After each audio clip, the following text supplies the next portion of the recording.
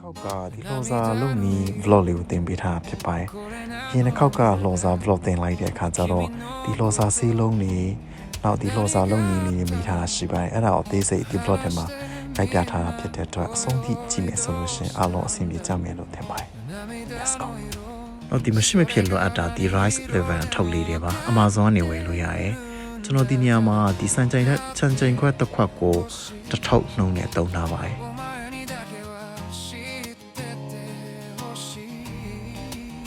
ရေတညစိန်ထားတဲ့ဒီကောင်းရင်းဆန်ကိုနောက်နေ့မှာ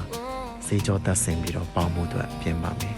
။ပေါင်းတဲ့အခါမှာလေမဆက်ဆက်ဖြစ်ဖို့တော့ကိုကျွန်တော်ကမိနစ်30လောက်ပေါင်းထားပါတယ်။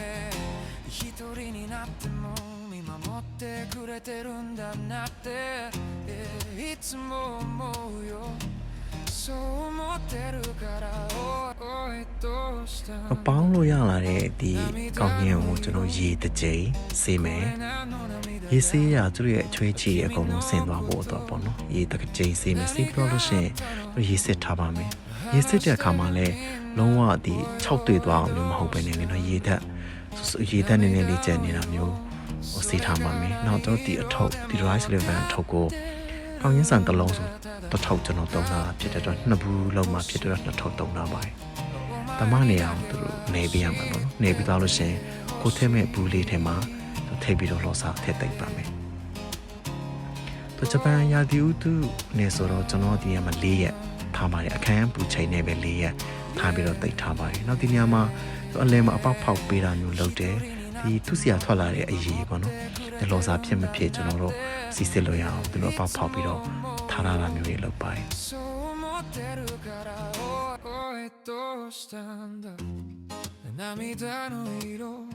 တလေးရပြည့်တဲ့နေမှာပဲသူတို့အရေးလေးတွေထွက်တယ်။နောက်ဒီလောစာနဲ့လည်းကောင်းကောင်းရပါတယ်။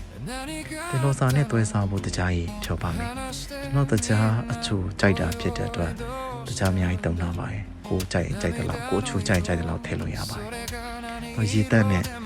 ဖြောထားတာဖြစ်ပါတယ်။နောက်ကိုထဲမဲ့လောစာဘူးတွေကိုလောင်းထည့်ချက်ချင်းစားရမျိုးကတော့မကောင်းတော့ဘူးပေါ့။ကျွန်တော်ကတော့ဒီမှာတညရေခဲထည့်တာတွေမှာထည့်သိပ်ပါတယ်။